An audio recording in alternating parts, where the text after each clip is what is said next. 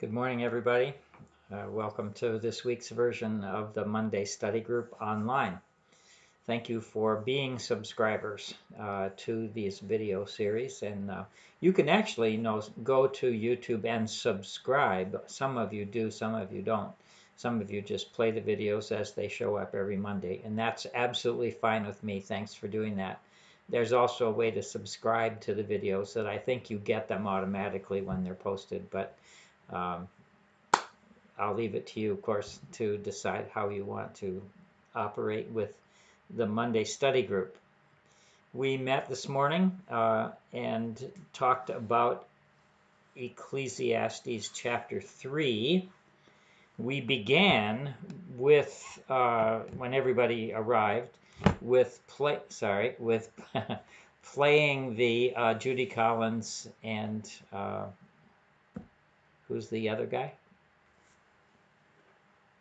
Oh dear. Pete Seeger, of course. Pete Seeger song, and reminding ourselves that they rearranged the words a little bit to, I guess, make a better rhyme scheme for the song itself. But we all sang along on the chorus. For everything there is a season and a time for every purpose under heaven.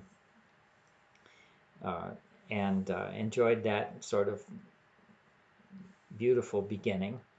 The interesting thing about this poem here, set out in poetic form, at least in the NRSV. I don't know how it's set out in the version you're using, but it's probably typical Hebrew poetry in some respects, not in every respect, but in some respects, and deserves to be set out lined out in poetry form in verses 1 through 8. So if it's just read in verses 1 through 8 without the material that follows, it seems like it's a rather comforting and encouraging poem, that there's a time for everything. So if things are not going well for you right now, things will go well. Everything will balance out. There'll be a time for everything.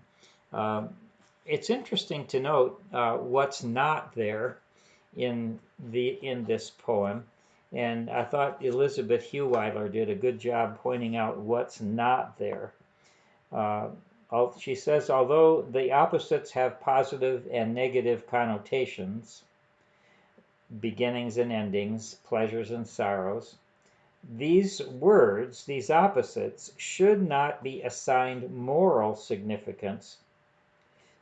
All of them are activities in their proper time, which cannot be claimed for immoral behavior. Notably, what does the poem not include? The poem does not include a time to be wise and a time to be foolish. There's ever a good time to be foolish. It does not include a time to be wise and a time to be foolish.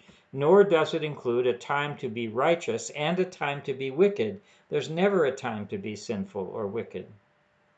It never says a time to fear God and a time not to fear God, or a time to sin. It never says, in fact, a time to be lazy and a time to be diligent. In this author's view, there's never a time to be lazy.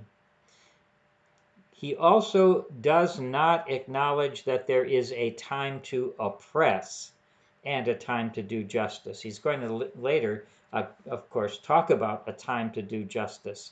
But there's never a proper time for injustice, wickedness, laziness, or foolishness. So not everything in human experience is included in this poem, but only certain ends of the spectrum. One of our members, Paul Hackett, this morning, our retired Presbyterian minister, said that as he reads this, he thinks about it as ends of the spectrum, and that we all live in the middle somewhere, between a time for healing and a time for, what was the opposite of healing here? Killing, yeah. Somewhere in between that. So that's how he looked at it, as a comment on human life, and knowing that we live between these extremes. They're not exactly opposites, it seems to me, in some cases. And we also spent some time, and maybe you did too, reflecting on whether Okay, we have 7 verses here after verse 1. 7 verses in which there are 4 elements. Sometimes it seems as if the first pair relates somehow to the second pair. For example, verse 3, there is maybe a connection between killing and healing and breaking down and building up. Killing is like breaking down a human life. Healing is like building up a human life. And in verse 4, weeping is like mourning, and a time to laugh is like a time to dance. So is that also true in verse 5?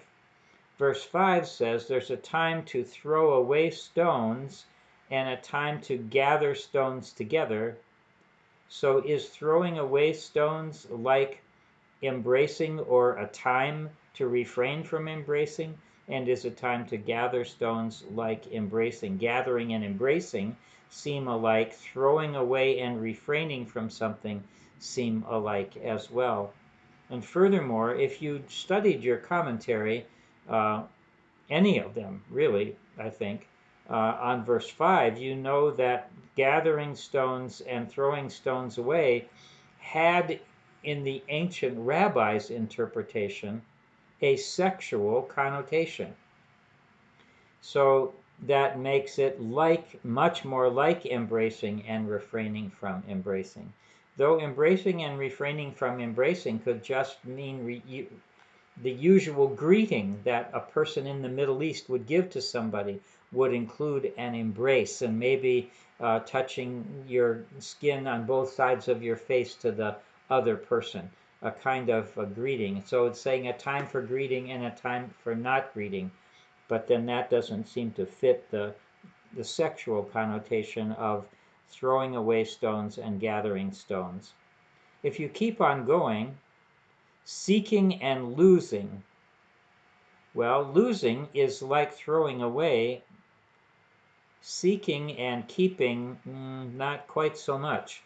How about tearing and sowing, and keeping silence and speaking? I don't see any relationship there. So we would be kind of forcing this interpretation on the passages. Love and hate, yeah, hate for war and love for peace. There's a general connection there, not close, but possible. So we were playing with these pairs, which I encourage you to do too as you study this and think about it and read about it. Uh, think about whether the writer, the original writer, and that's always our goal, is to try. I mean, sure, the passage can mean something to us in our own time, and that's legitimate, absolutely legitimate, to try to apply it to your own life, your own family, your own neighbors and relationships, your church. Do that always. Seek for a good, reliable, helpful interpretation of the passage for your own life. But one of our primary goals, in fact, our goal that's even more important than the application, in my view, is that we try to understand what the passage meant in its original situation. What did Qoheleth mean? Did he intend that there would be connections between the 4 elements in each verse? Well, as we've gone through it, sometimes it works and sometimes it doesn't. Another thing to point out about verse 5 that perhaps has a sexual connotation, at least there is a midrash, and I'm not sure from what time, but the Middle Ages or earlier, a midrash by the rabbis, by the Hebrew interpreters of this passage, that gave this passage a sexual connotation. But if that's true, it means that verse 5a, the throwing away stones and gathering stones, would be metaphorical. And none of the other elements, none of the other 26 elements in the passage is metaphorical. You can take them all literally. So shouldn't we take, the argument would be, if all the other 26 elements are meant to be taken literally, doesn't that create a preponderance of influence to say that gathering stones means exactly what it means? Gathering stones to build something, and casting away stones means to taking those stones away and using them for some other purpose. For example, I used the example, and we all talked about when we read that verse, what did it mean to us? And I immediately thought of Hadrian's Wall and the visits that Michelle and I have done to England, on the border between England and Scotland, where Hadrian's Wall is. There are remnants of that wall from the 2nd century AD, from 2nd century, that is over almost 2,000 years ago, uh, that still remain, that you can see and walk on and sit on and enjoy a view of the countryside from that wall. That wall was made by gathering stones, by gathering stone and cutting stone from the neighboring fields and hills and building that wall with the stones that were gathered. When the Romans left in approximately 409 AD, in order to go back toward Rome and head off the barbarian invasions of Rome, to fortify Gaul and other places against the Visigoths.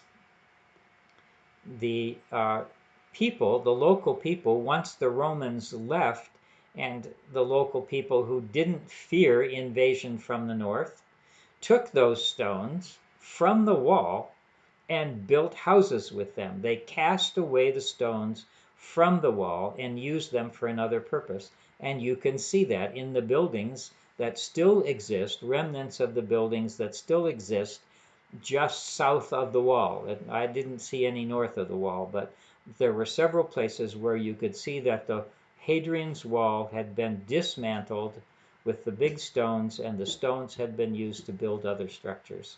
Why not take it literally, since we take literally all the other elements? So these are some of the principles of interpretation that are involved in trying to understand what the original author, Qoheleth himself, the teacher, must have meant when he wrote this passage. Now, another element that we should pay attention to with regard to this poem is its use by Qoheleth. When we read chapter 3, verses 1 through 8, it seems quite comforting. It seems to say that there's a time for everything, so be patient. If life is bad, it will get better. If life is very good, be warned, it could be worse. So be prepared for that. It has that kind of general connotation to most readers today. And I'm sure that when Pete Seeger wrote his song and Judy Collins sang it, it ends with an appeal to peace. I'm sure it's not too late, she sings, that the time for peace is not too late. And this was written during the Vietnam War in 1966, and Pete Seeger was a prominent advocate for peace and an end to the war in Vietnam. So we can use verses 1 through 8 in a positive and encouraging and comforting way. I don't think that's exactly what Qoheleth meant. Not that our way is wrong and his way is right, or that his way is right and our way is completely wrong. I think Scripture does have a life of its own, and passages can have a secondary meaning that the original author didn't intend. Now, that would cause my hermeneutics teacher, Daniel Fuller, to be quite upset, that I would think that a passage could have a secondary legitimate meaning, a sensus plenior, as Roman Catholic interpreters would call it, a sense that is a fuller sense, a sense beyond what the original author may have meant. Once it's in Scripture, it can have a broader, deeper meaning than the original author may have thought. Take Isaiah 7:14 as an example. The young woman or virgin shall conceive and bear a son, and you will call his name Emmanuel. If you read that in Isaiah chapter 7, it's all about the time in which Isaiah lives and King Hezekiah and his desire to find an alliance for himself and his country against the enemies. And Isaiah is trying to tell him that that completely not necessary, since by the time this young woman bears a child and calls his name Emmanuel, the reason for this alliance making won't even exist anymore. But the passage for Matthew, the Gospel of Matthew, had a much bigger meaning, didn't it? It meant that Mary, the Virgin Mary, would bear the Son, Jesus, who would be called God with us, or Emmanuel. Isaiah 7:14 had an original meaning that Isaiah himself, when he wrote it, had no idea, and I will stand by that interpretation, had no idea that there would be a Virgin Mary and the birth of Jesus. But as the ancient Christians, the earliest Christians, were reading this passage, they said, wow, that sounds a lot like the birth of Jesus, who was God with us. And so they took Isaiah 7:14 as a prophecy of the birth of Jesus, when in fact it is more like a passage that had one meaning in its own time and a more full meaning. I'm not saying an illegitimate meaning, but a more full meaning in the time of the early Christians, who were looking through their Old Testament for signs that the Old Testament predicted the coming of the Messiah and the events of Jesus' life. So, legitimately, this passage here in Ecclesiastes can have a bigger meaning, a more complete meaning, a fuller and somewhat different meaning from its originally intended meaning, though our goal is still, whenever possible, to try to discern the meaning of the passage in the mind of the original author. And when we do that, we look at the verses that follow the poem, because there he says, having just said that there's a time for all these things, what gain have workers from their toil? I have seen the business that God has given everyone to be busy with. That's verses 1 through 8. The business that God has given to everyone to be busy with is a time for this and a time for that, all through their life. God has made everything suitable for its time and has put a sense of time, past and present, in human minds, yet none of this enables us to find out what God has done, actually done, from beginning to end. We are no better off knowing that there's a time for all these things.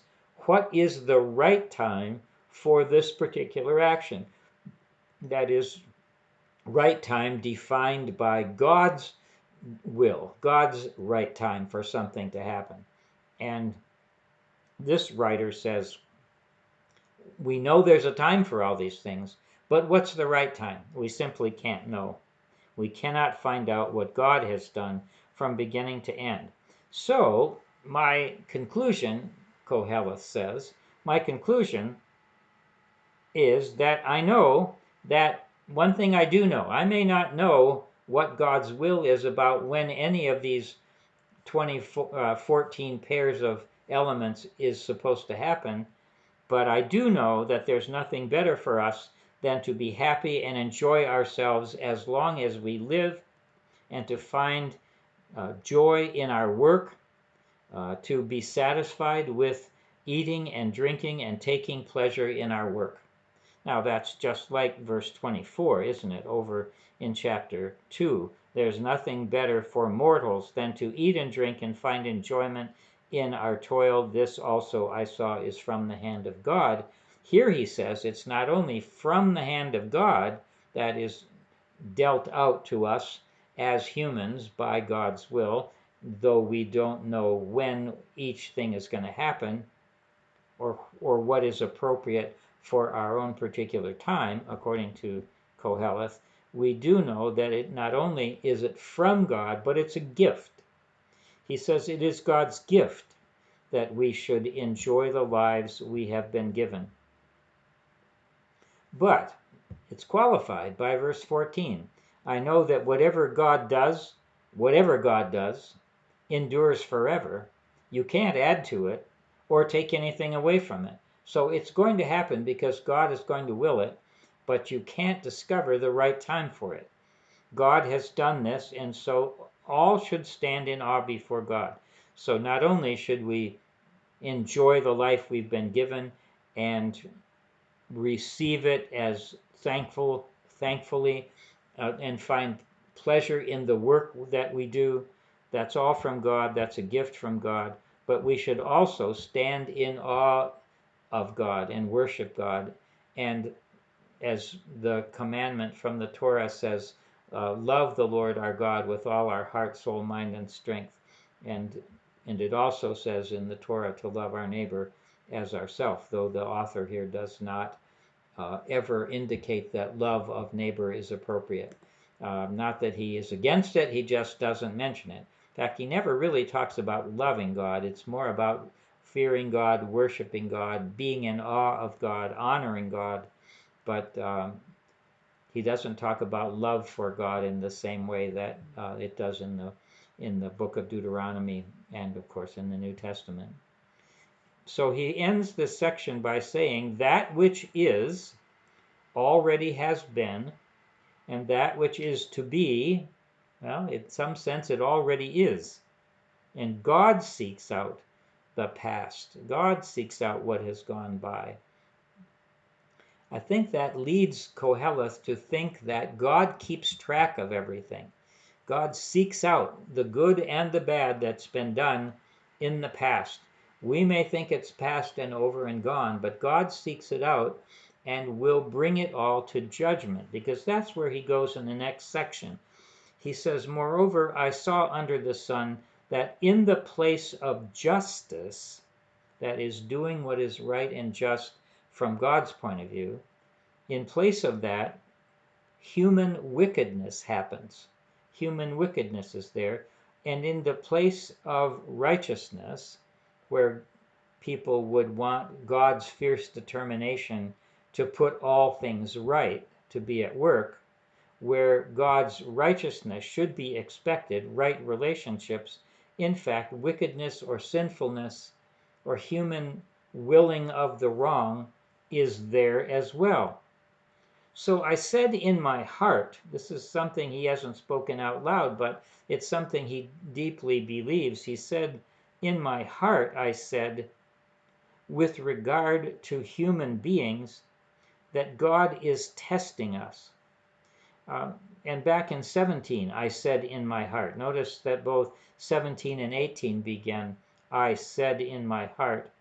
The first thing he said is that because wickedness is done in the place of justice and righteousness, God will judge the righteous and the wicked, and he has appointed a time. Notice we're back in this idea of that there is a right time for everything. God has appointed a time for every matter and for every work. So there's a time for judgment. Yes, there's a time for judgment. Now, in the Christian tradition and later on in Judaism, they believed that there would be a last judgment, a time when God would judge everything in human affairs and so set right what had been wrong, that there would be a time for righting wrong and for justice to prevail over injustice and oppression. But our author, so far as we can tell, does not believe that there is life after death and a final judgment after death. He is one with most of the Old Testament in believing that when you die and that's it, and anything after that is carried on in your children and your grandchildren, your name, your reputation, and so forth, unless you've been evil. And then, as the thought is in most of the Old Testament, that the memory of the evil will fade away and no one will remember them. But as you know from reading so far in Ecclesiastes, our author thinks that even the righteous are forgotten. He's very discouraged about the fact that everyone dies and comes to the same end, and that the name and reputation of those who have sought to be good and to do God's will, it fades away, just like fades away the reputation of the wicked. So he thinks about in his heart that God will judge the righteous and the wicked and has appointed time for that. And he also thinks that God is testing us during the times in which we live. And again, all of these times in verses 1 through 8, times for this and times for that, through all the times that we live, God is testing human beings to show us that we are but animals. Now, we had a little bit of discussion about that, and we don't entirely agree with our author here in Ecclesiastes. We agree that humans are animals. Everyone agreed to that. We are animals because, like the animals, we are embodied and we have breath. And when that breath of life is gone from us and from our pets and our farm animals, when the breath of life is gone from them, they die and go down to the dust, just like we die and go to the dust. From dust you have come, and to dust you shall return. Dust to dust, it was said, as the ashes were put on my forehead on Ash Wednesday, to remind us of our mortality. But this author says, if the translation is correct, that we are just animals. And that part we disagreed with.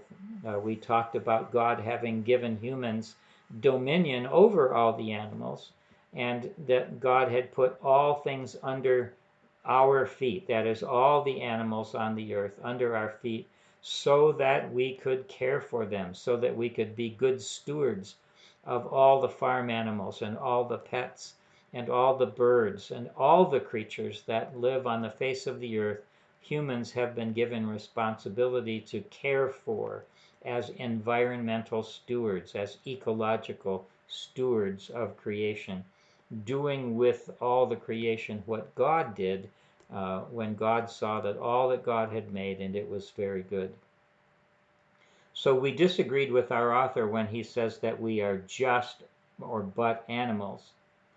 But you can see the case he makes is that the fate of humans and animals are the same.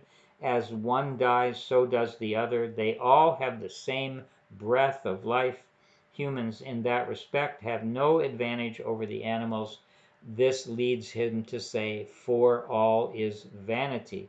That is, it's meaningless. It's just a breath, a mist, a puff of air. That is the significance of human life. We're just like the animals who live for a short time and die, and that's it.